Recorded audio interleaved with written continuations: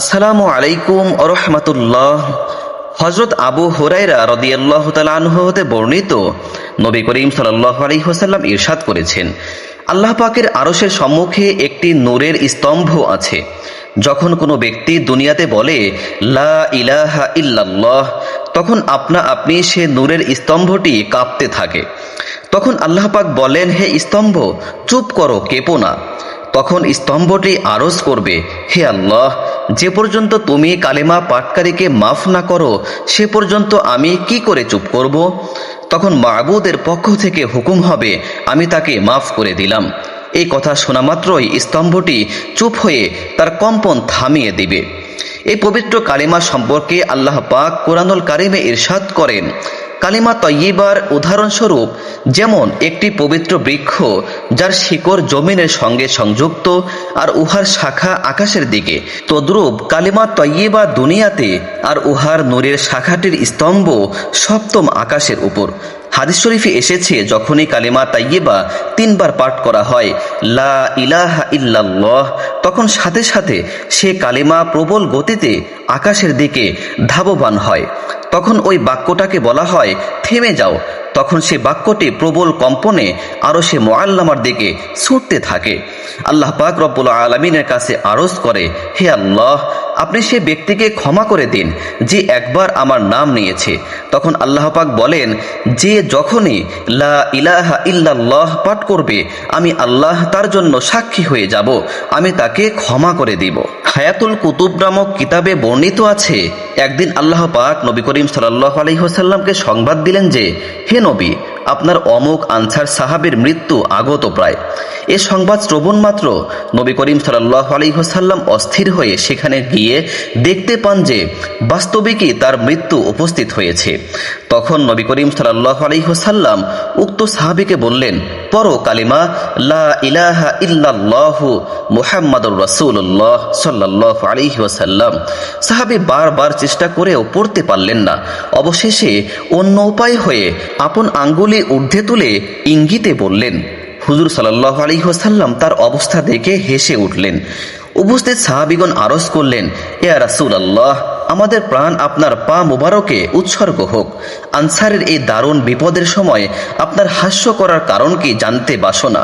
তখন হুজুর সাল্লাল্লাহু আলাইহি ওয়াসাল্লাম বললেন, আমি যখন তাকে কালিমা শরীফ পাঠ করতে বলেছিলাম তখন সে আপন মুখে কালিমা শরীফ পাঠ করে উপস্থিত লোকগণকে সাক্ষী করতে না পারায় তার আঙ্গুল দ্বারা ইশারা করে আকাশের মালিক আল্লাহকে তার সাক্ষী করে রাখল। যখন সে আকাশের দিকে আপন আঙ্গুলি উত্তোলন করল তখন আল্লাহ পাকের পক্ষ হতে সংবাদ হয়ে গেল, হে ফেরেশতারা, তোমরা দেখো, যখন আমার বান্দার মুখ বন্ধ হয়ে গেল তখন সে আপন মুখে কালেমা শরীফ পড়ে কাউকে সাক্ষী করাতে না পেরে সে আমার প্রতি দৃষ্টি করে আপন আঙ্গুলি দ্বারা আমাকে তার কালেমার সাক্ষী করে রাখল। হে ফেরেশতারা, আমিও তোমাদেরকে সাক্ষী করে রাখলাম যে আমি আমার বান্দাকে মাফ করে দিলাম। সুবহানাল্লাহ। তখন হুজুর সাল্লাল্লাহু আলাইহি ওয়াসাল্লাম বললেন, হে সাহাবাগণ, আনসারের এমন অবস্থা দেখতে পেয়ে হেসেছিলাম।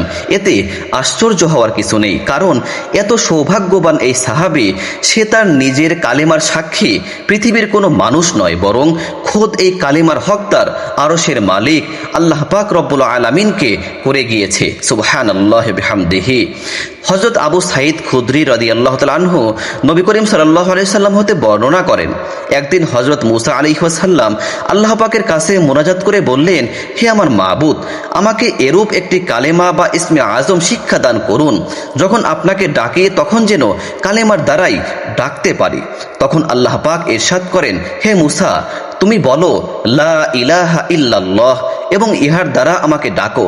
ইহা শুনে হযরত মূসা আলাইহিস সালাম দ্বিতীয়বার আরজ করলেন, হে আমার খোদা, লা ইলাহা ইল্লাল্লাহ এরূপ একটি সাধারণ কালিমা যা সমস্ত লোকেরাই বলে ডাকে, এর মধ্যে আমার কি বৈশিষ্ট্য আছে? হে খোদা, আমি তো এমন একটি খাস কালিমা চাইতেছি যা আমি ব্যতীত অন্য কেহ জানে না। তখন মাবুদের পক্ষ হতে জবাব আসলো, হে মূসা, তুমি এই কালিমাকে সাধারণ মনে করে এর ইজ্জত করলে না। ইহা খাস হতে খাস একটি কালিমা।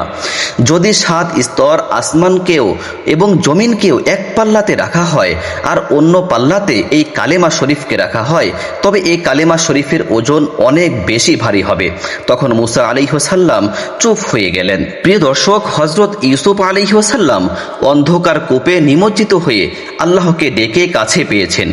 হযরত ইউনুস আলাইহিসসালাম সমুদ্রের নিচে মাছের পেটের মধ্যে থেকে আল্লাহকে স্মরণ করে নিকটে পেয়েছিলেন। হযরত আইয়ুব আলাইহিসসালাম বহুদিন অসহ্য রোগে ভুগেও আল্লাহকে ডেকে কাছে পেয়েছেন। অর্থাৎ যে যেখানে বিপদে পড়ে আল্লাহকে ডেকেছেন সে সেখানে আল্লাহ রাব্বুল আলামিনের সাহায্য পেয়েছেন। তাই আমাদের উচিত সর্ব অবস্থায় কালিমার জিকির করা এবং সব সময় দোয়া করা, মৃত্যুর সময় যেন নসিব হয় আশহাদু আল্লা ইলাহা ইল্লাল্লাহু ওয়া আশহাদু আন্না মুহাম্মাদান আবদুহু ওয়া রাসূলুহু সাল্লাল্লাহু আলাইহি ওয়াসাল্লাম।